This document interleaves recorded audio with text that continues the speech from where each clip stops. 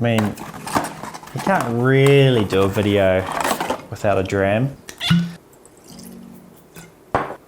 Welcome, I'm Phil. Today I'm going to fill you in about whiskey. This is just going to be a really brief summary of whiskey regions in Scotland. For someone getting into whiskey, there's a little bit of knowledge to help you when you're enjoying your whiskey. But when you're buying a whiskey, does knowing the region help determine what the whiskey will actually taste like when you buy it? And that's what I'm going to be looking at.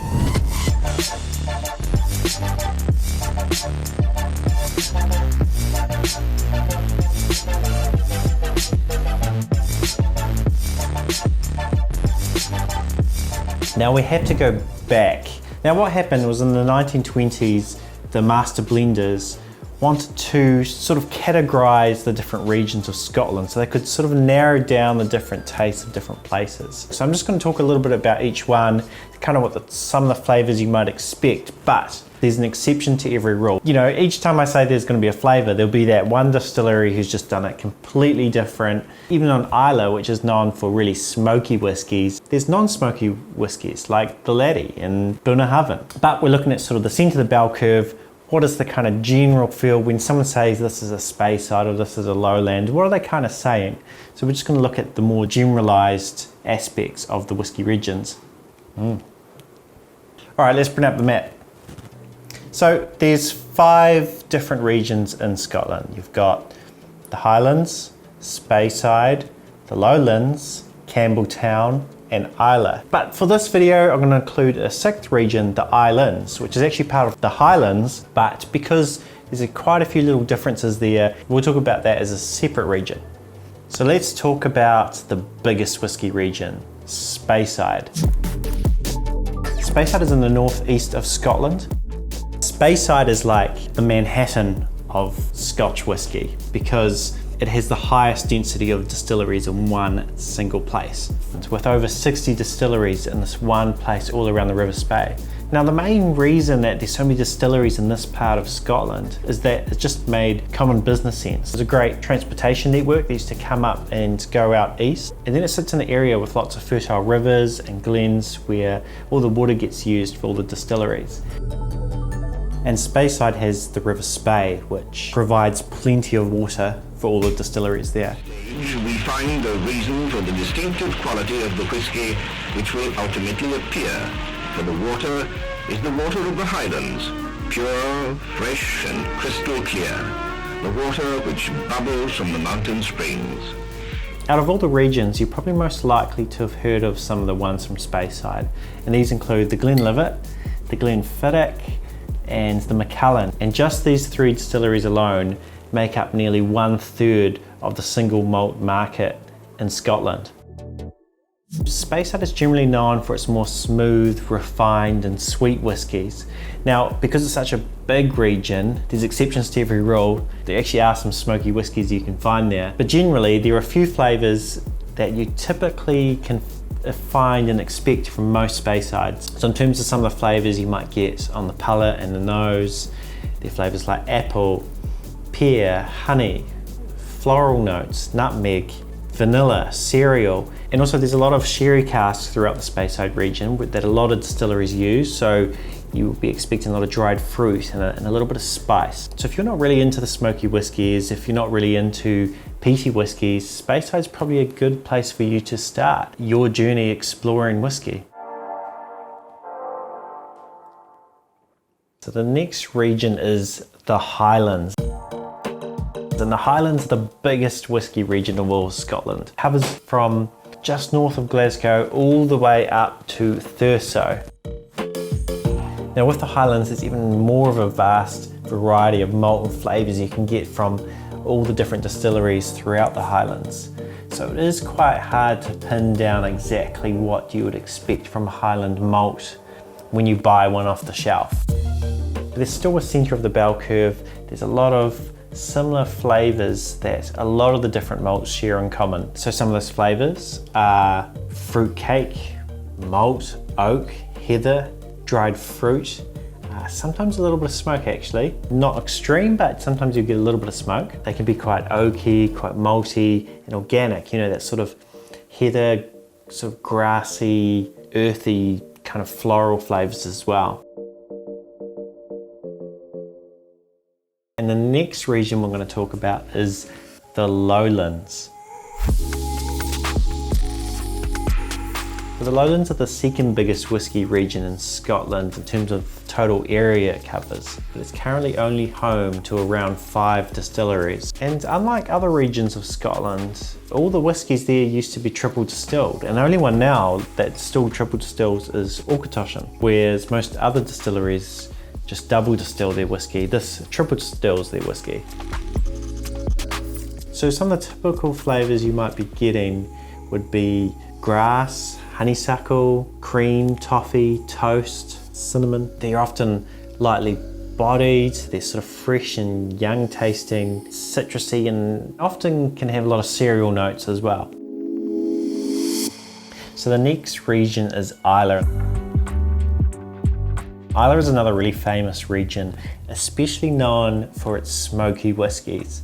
A lot of its distilleries do really heavily peated smoky whiskies, and it's located on this little island called Islay, pronounced Islay.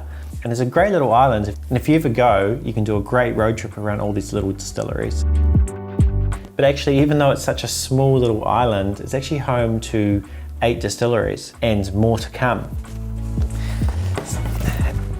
And you might know some of these distilleries already, like Ardbeg and Laphroaig and maybe Lagavulin.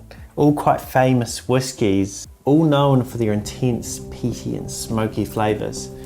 The smoke from the peat fire, the peat reek as we refer to it, makes its way up through the grains, and the grains absorb this smokiness, which is where Laphroaig gets its characteristic flavours from.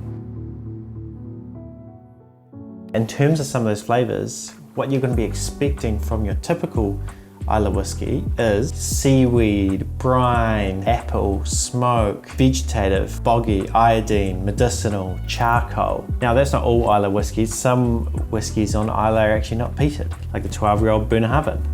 Just put these over here. If you're kind of already used to smoky flavours and other foods and that sort of thing, I mean, this might be a good place for you to start with your whiskey journey. Maybe you want to start with an Ardbeg 10 or a Laphroaig 10. It's all about your palate and what you enjoy.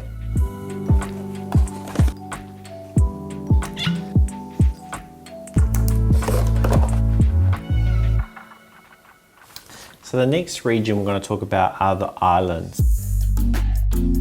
Now the Islands are not actually official region categorized by the Scotch Whisky Association, but often on whiskey lists, when when you're going to restaurants, when you're going to different bespoke whiskey stores, they will categorize them as islands. Now there's actually over 800 islands off Scotland's coastline, but actually only a few of them have people living on them. So there's sort of whiskey distilleries kind of scattered throughout them. There's Arran, there's Jura, and there's Highland Park right up the top. Talisker is the biggest distillery on the Isle of Skye, which is also a big tourist destination, heaps of really interesting landscape places. If you can ever get to Skye, it's a great place to visit.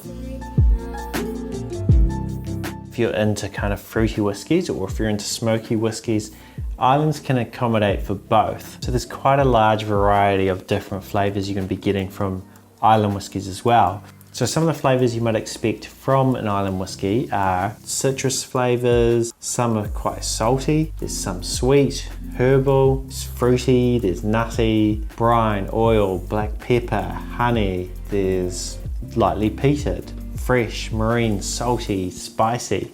So quite a range as well. So the next region we're going to look at is Campbelltown. Now Campbelltown is more down the south of Scotland. Campbelltown thrived thanks to its deep natural harbour, rich raw materials and ready access to the ocean, and therefore export markets. In Victorian times it was nicknamed the Whisky Metropolis. And Campbelltown actually used to be known as the whisky capital of the world. It used to have over 30 distilleries in this one little place, but most of those distilleries went out of business. Then after World War I, a dreadful combination of factors all but ended whisky making here. And there's some opinions about why that happened. Some people say that it's because they're tuning out a lot of whisky by volume, but not a lot of whisky by quality. Campbelltown had produced too much whisky, much of it low in quality, at a time when consumption levels were falling. What's more, natural resources were running low, and the railways that helped roll Highland and Speyside whisky out to the markets never arrived here. But there are actually 3 distilleries left. And one of them, I've got here, another prop, is Springbank. Now Springbank is definitely a whisky of quality. Now the region's small, but the distilleries there actually produce quite different whiskies to each other. So some of the flavors you might be expecting are brine, some smoke, dried fruit, vanilla, toffee. It tends to be kind of similar to the island malts. Marine, light peat. Some people even consider them to be of the same region as the islands because of how similar they are in flavor and variety as the island whiskies.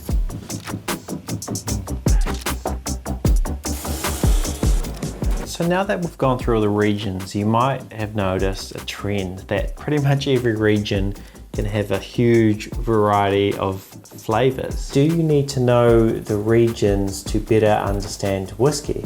And my opinion is yes and no. In terms of knowing the regions, I think there are some really helpful things. So when you're on a whiskey website, you want to know what region it's from. There's also when people describing whiskies, they might say this kind of tastes like an Islay whiskey, meaning that this tastes like a smoky whiskey, and that can be quite helpful. And also if you're touring around the country, you can go to Speyside and there's so many distilleries all in that one place if you're ever visiting Scotland. But in terms of taste, I would say you're probably better going off with a malt map, or maybe learning about the barrel. Is it in a bourbon barrel? Is it in a sherry barrel? Looking at the age statement, and those sort of things will probably indicate to you more about the flavor of the whiskey that you're buying. So for example, if you're buying a whiskey, you can see if it's aged in American oak casks or European oak casks. You can kind of get a hint of what the whiskey might taste like. Whereas just having Highland whiskey, you can kind of guess, but you might not know exactly what you're going to get. When I'm saying right. So there is movement in the industry at the moment where they're testing out different barley styles. And maybe if that happens more, there will be more of a terroir, like there is in wine, of whiskey, where the barley is grown specifically and how that affects the whiskey. But what do you think when you're picking a whiskey off the shelf? Do you think understanding which region it came from helps you determine what the flavors are? What do you think? I know there's a lot of debate around this. So I hope you enjoyed this video. And above all, share and enjoy. Beauty.